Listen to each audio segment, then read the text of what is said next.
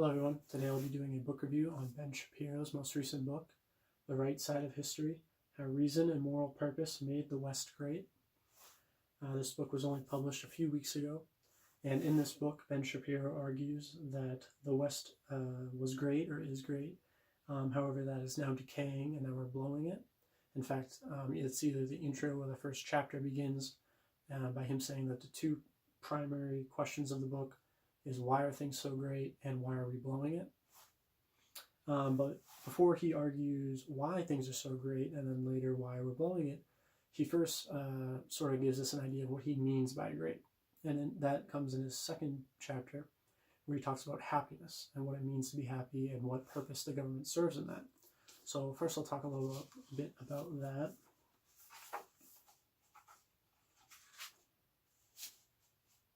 I forgot to mention that as I'll be doing with all of my book reviews now, I'll also be providing a few possible objections at the end of the video to the book. So on happiness, Shapiro says, "But politics isn't the root of happiness for me. Politics is about working to build the framework for the pursuit of happiness, not the achievement of it.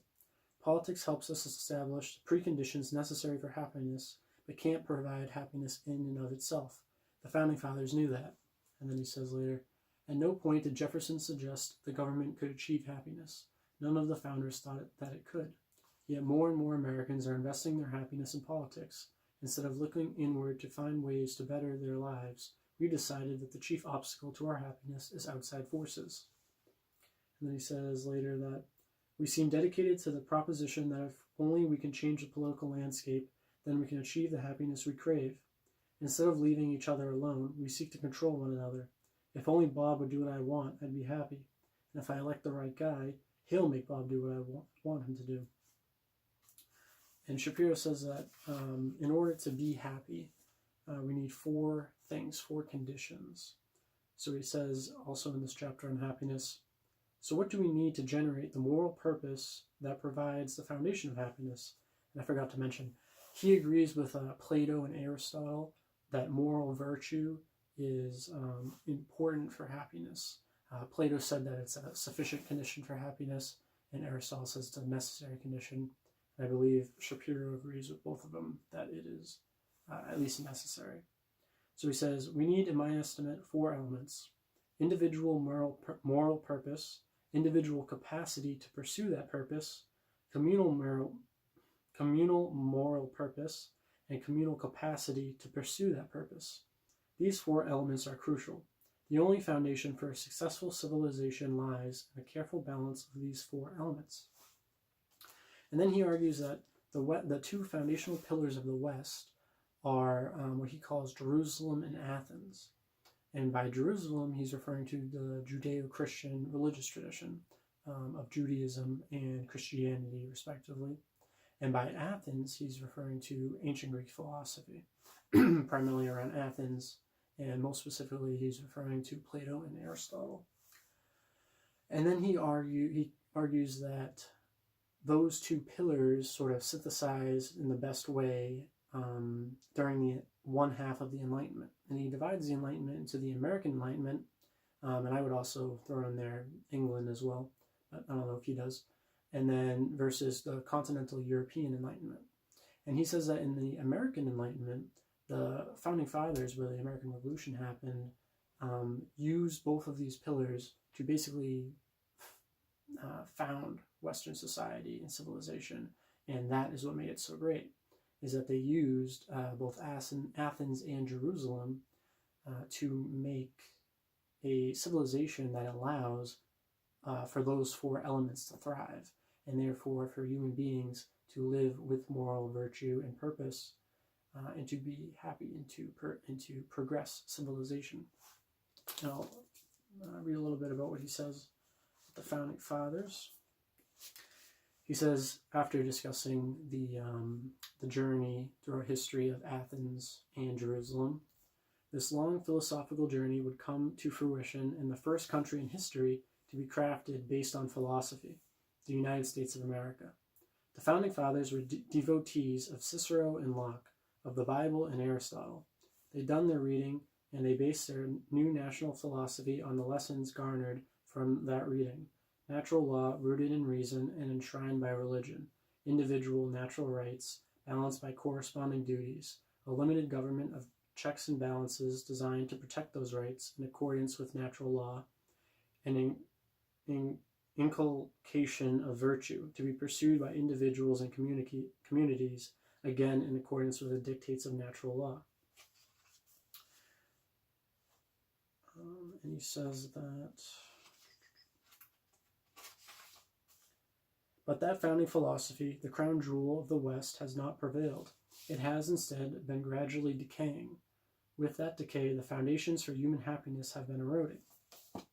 So Shapiro argues that those four elements best emerge with the founding philosophy of the founding fathers of America, and that is because they combine both Athens and Jerusalem. And then the second half of the book, he's arguing that that is decaying, and he draws this to what he called the other half of the Enlightenment in continental Europe, and he said that these two halves of the Enlightenment are most visualized, I guess you could say, between the American Revolution and the French Revolution. And the French Revolution is where you saw a rejection of both Western traditions, both Judeo-Christian values as well as ancient philosophy, most specifically Aristotelian theology. So he argues that Western society ever since, as I said, have been basically destroying and chipping away at these two pillars, and that continental Enlightenment has gradually over the centuries been coming over into the United States and decaying Western civilization for us as well. And just a few components of what he believes make up that decay, to list a few, are relativism, atheism, materialistic reductionalism, determinism, existentialism and nihilism, as well as hedonism. And all of those things kind of interplay into and also subjectivism. And all of those things kind of interplay into an anti-Athens and Jerusalem worldview that is becoming more and more predominant. And as a conservative political writer, Shapiro argues that this is mostly coming from the political left in the United States.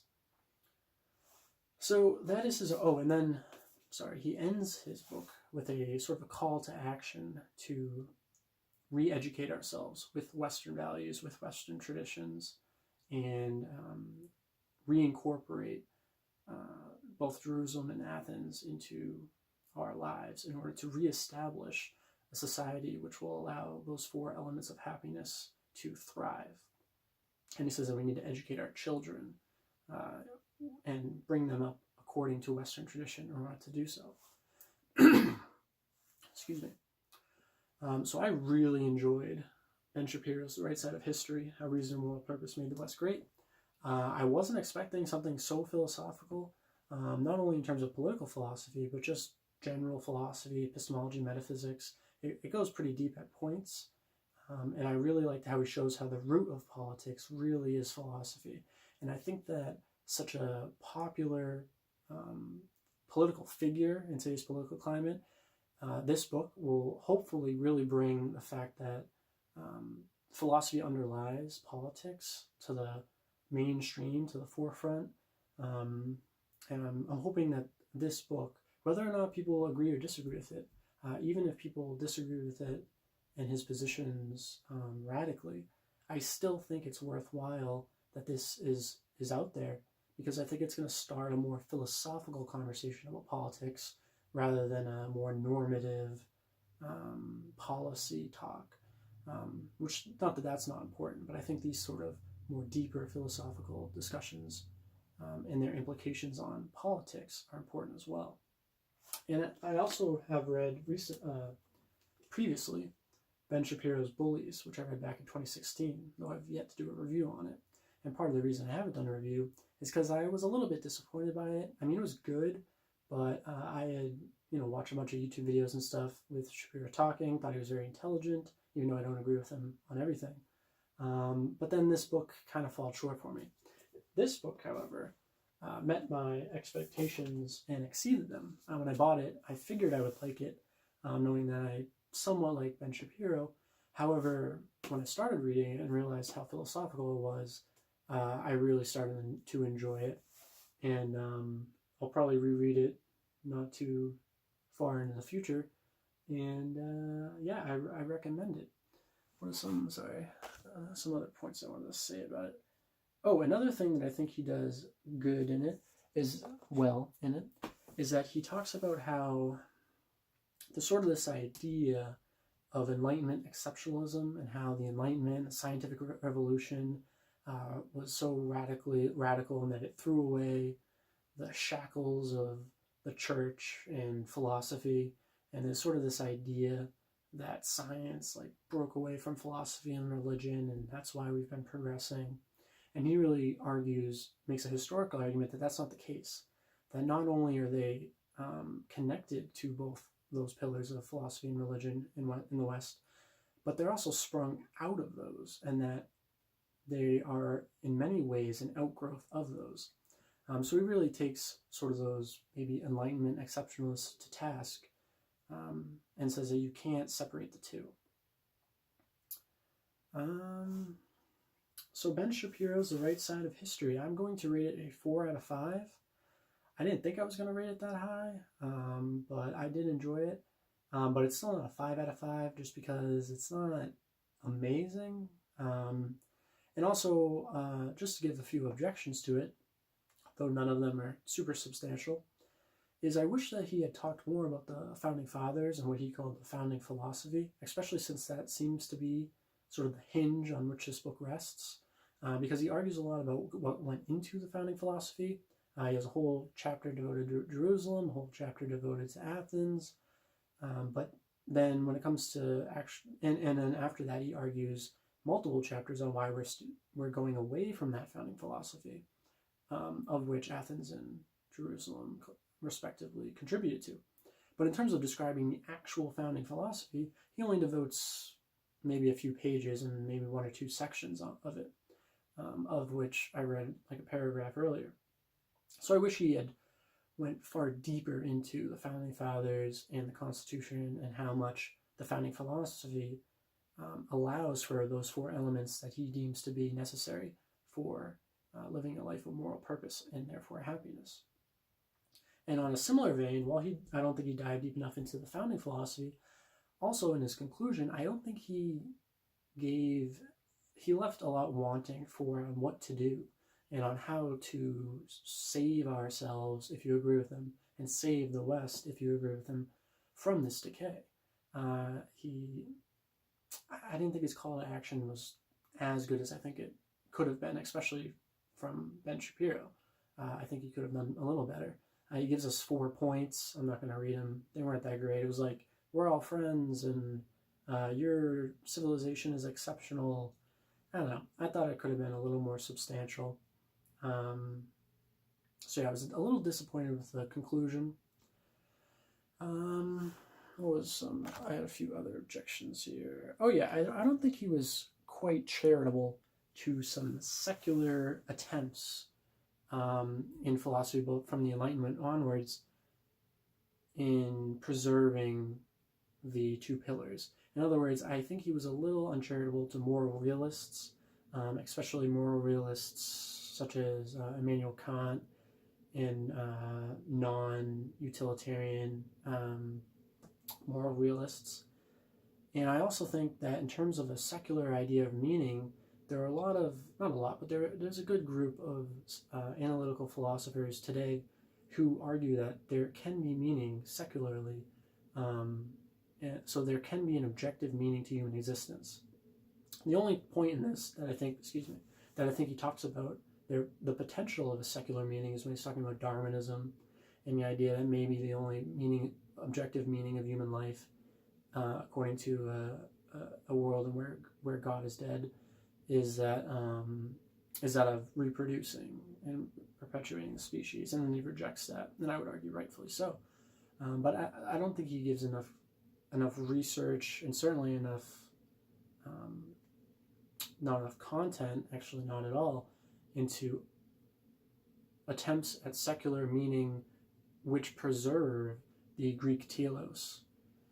So I think he could have done there. And also, along those veins of not giving enough to contemporary philosophy. In his chapter on happiness, I think he could have done more to, if not research, definitely talk about more contemporary attempts at preserving sort of a eudaemonist idea of happiness with either Plato or Aristotle, because there are plenty of philosophers alive today or from the 21st century who agree with Aristotle and Plato and have tried to argue that they remain relevant even in today's philosophical climate, which I think Shapiro would agree with them, and I wish he had used some of their arguments, or at least acknowledged their existence of their arguments. And also, I also want to say that he rails against existentialism and nihilism on the grounds that they don't allow a meaning of objective purpose. However, I do want to say that existentialism still allows for, while subjective, it still allows for the possibility of moral purpose, a life of moral purpose and virtue, and therefore happiness under his criteria for happiness. He doesn't really acknowledge that. I think that might be a hole, even though it's not a massive hole in any way in his arguments. It's sort of nitpicky.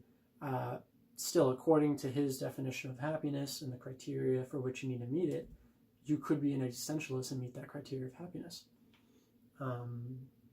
So, yeah, there was that.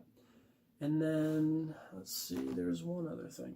Oh, yeah, this one I think is probably the most substantial of my objections, is that he places a fundamental emphasis on the political importance of happiness.